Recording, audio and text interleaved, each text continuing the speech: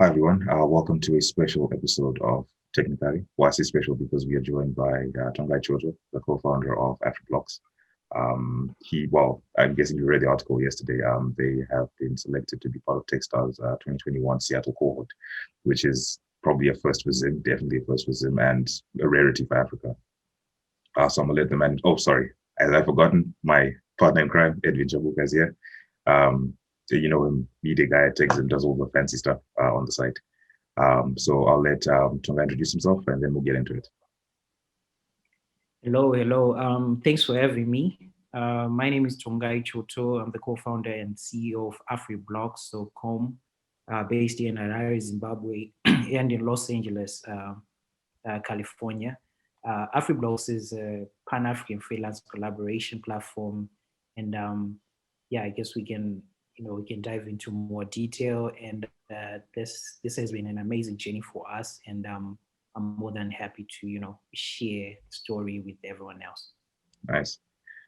So I'm going to ask the first question that everybody loves asking is the background. How did AfriBlocks come about?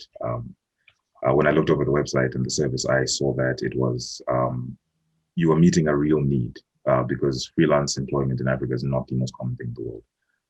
And with the pandemic and everything being thrown out of whack, a lot of skilled people are out of work, and Africa's system isn't really attuned to freelance work. And so, you give us a bit of background of how the development came about, and how AfriBlocks became what it is now.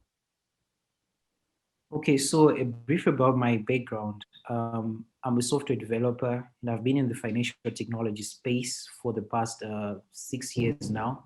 And I was doing software development, particularly around remittances, cryptocurrency, and money transfers. So I was working for Bill Murray, a company based in Washington, D.C., as lead software developer and project manager.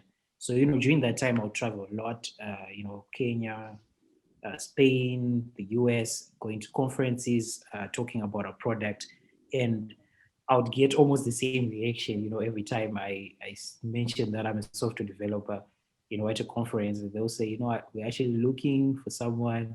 I have this idea, I have this project, but because of time, I wasn't able to do it.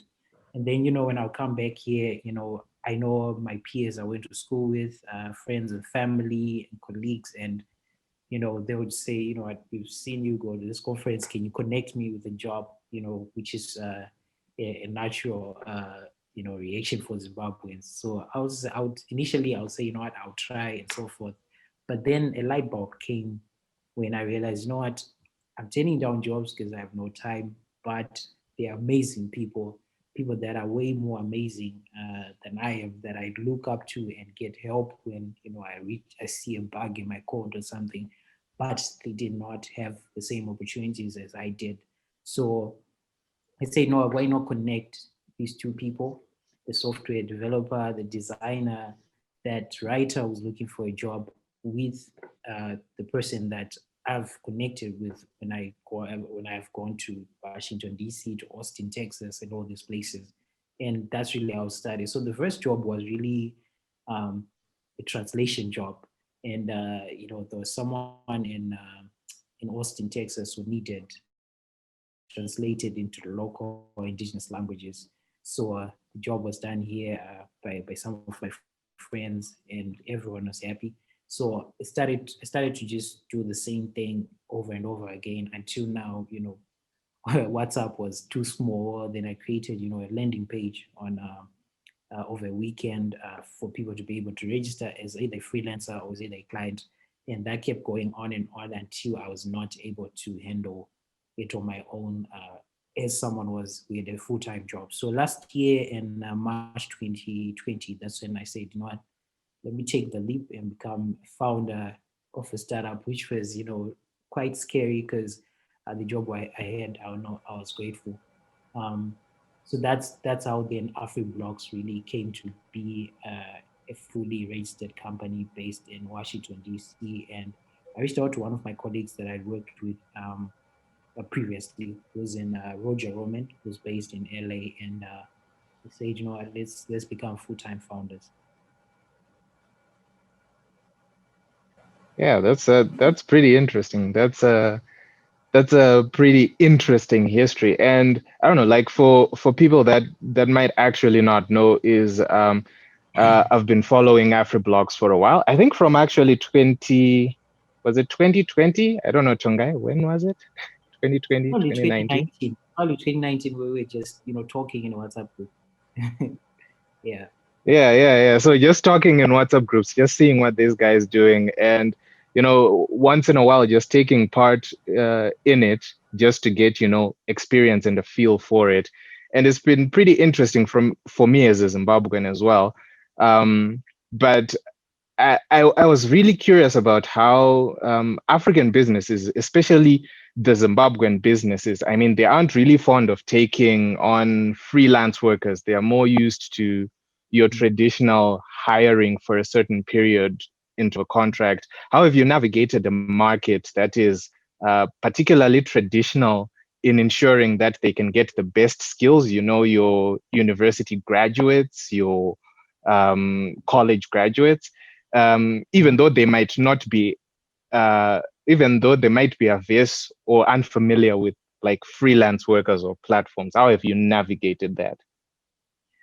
So I'm going to, take a step back and kind of give the bigger picture of what you're trying to achieve. So AfriBlocks is trying to build the infrastructure for the future of work in Africa and beyond. But that means when you hear artificial intelligence or the term future of work, you already think about, maybe a Black Mirror episode or robots taking over the world. But I'm here to tell you a different story.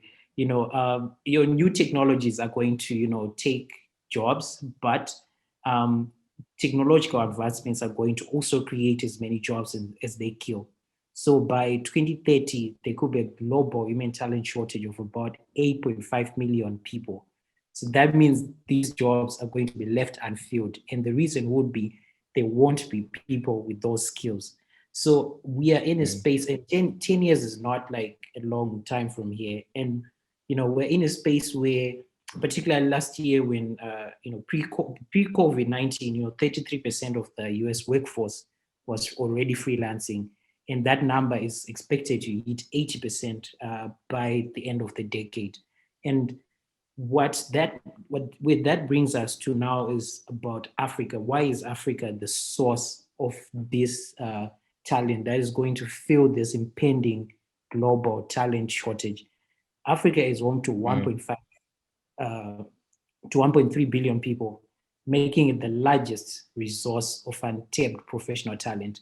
And other states, like six of the fastest growing economies in Africa, uh, in the world, are based in Africa, and 60% of the population in Africa is under the age of 25.